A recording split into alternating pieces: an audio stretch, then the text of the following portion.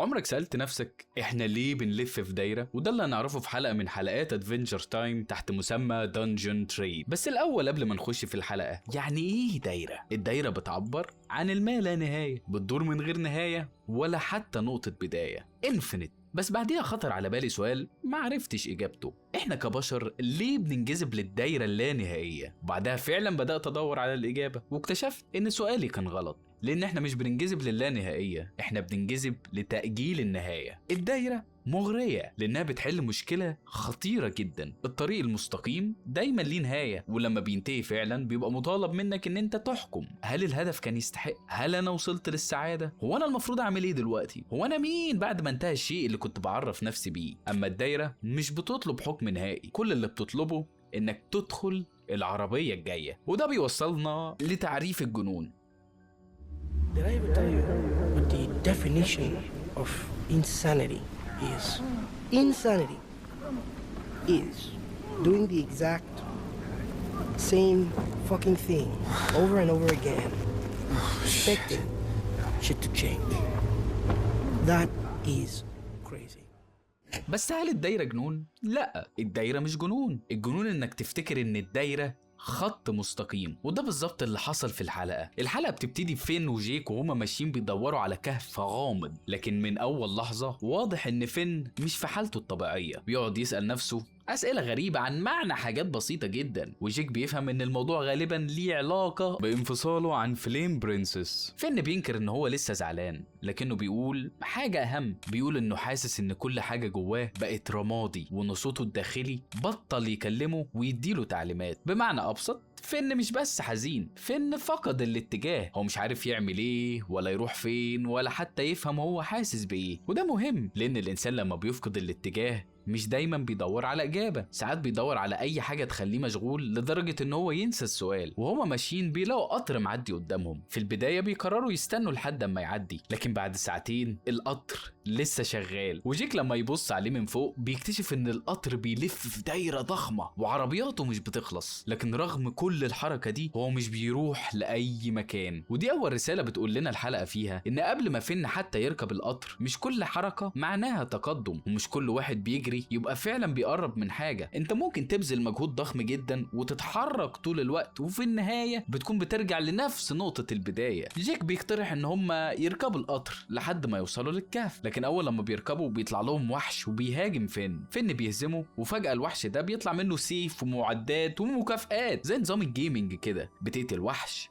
تاخد سلاح وتدخل المرحلة التانية. فين بيمسك السيف وبيجربه وبيضحك لأول مرة من بداية الحلقة، وبعدها بيفتحوا باب العربية التانية، وحوش جديدة، قتال جديد، مكافآت جديدة، ويبدأ فين يرجع للشخصية اللي جيك عارفها، بيضحك وبيقاتل. وجيك لما يشوفه كده بيفتكر ان صاحبه رجع أخيرا، لكن الحقيقة ان فين ما خفش، هو بس لقى حاجة صوتها أعلى من الحزن اللي جوه دماغه. القطر محلش المشكلة اللي جواه، هو خلاه مشغول لدرجة ان هو ما عادش سامعها. القطر قدم لفين عالم ابسط بكتير من العالم اللي موجود بره القطر. العلاقات معقدة، مفيش عدو واضح يضربه، مفيش سيف سحر يحل المشكلة، لكن جوه القطر كل حاجة مفهومة، اللي قدامك وحش ودورك ان انت تهزمه، ولو هزمته هتاخد مكافأة، وبعدها في باب واضح جدا بتدخل منه للدور اللي بعده. فين مش بيحب القطر لانه هو ممتع، بس هو بيحبه لان القطر اعفاه من الحيرة. بدل ما يسأل نفسه انا زعلان ليه، بقى عنده سؤال اسهل بكتير، وايه الوحش اللي بعده؟ بعد مرور 3 ساعات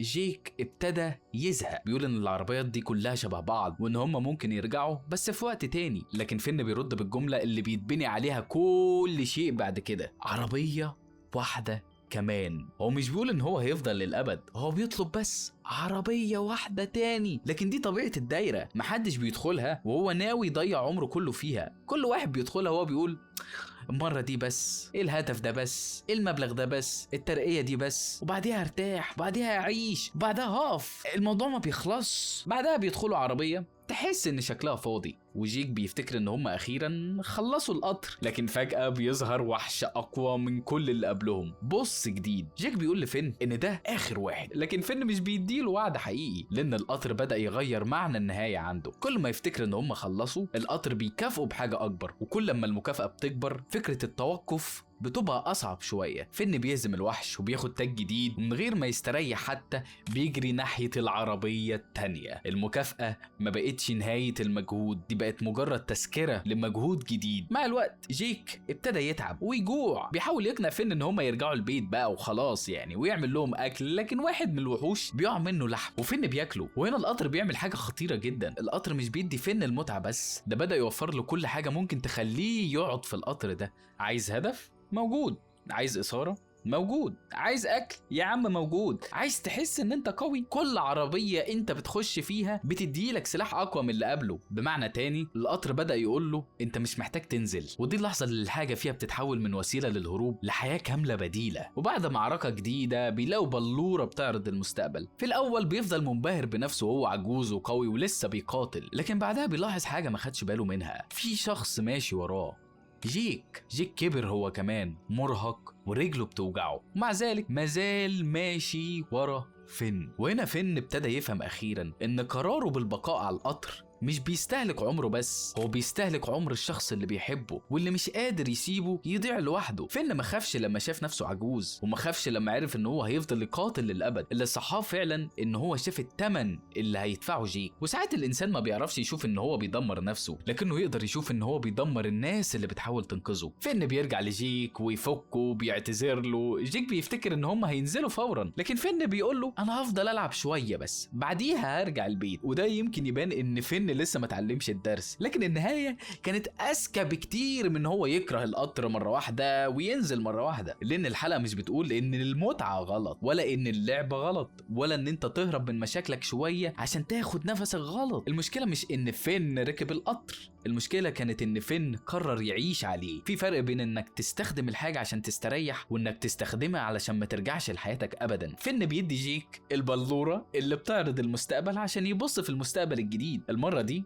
البلوره مش بتوريهم فين وهو بيقاتل وحش ضخم، ولا ان حتى جيك ماشي وراه زي العبد يا عيني، هي بتوريهم منظر هما الاتنين في البيت وبيغسلوا الاطباق سوا. وده ممكن يبان مستقبل ممل فشخ يعني مقارنه بالقطر والمجد اللي انت هتحصل عليه، لكن ده بالظبط سبب قوه المشهد. المستقبل الجيد مش لازم يكون مليان مكافآت وانتصارات ضخمه، ساعات المستقبل الجيد هو انك تفضل موجود في حياتك، تعمل حاجات عاديه، تقضي وقت مع الناس اللي بتحبهم، وتعرف ان الهدف مش ان كل لحظه لازم تكون مثيره فشخ يعني. الهدف انك ما تضيعش حياتك كلها وانت بتطارد الاثاره اللي بعدها. وافتكر ان احيانا اكبر خطوه ممكن تعملها لقدام هي ان انت تنزل من القطر، مع اني عارف ومتيقن ان هي ممكن تكون من اصعب الخطوات اللي ممكن تاخدها، بس لازم تحاول عشان الوقت ما يطيرش منك.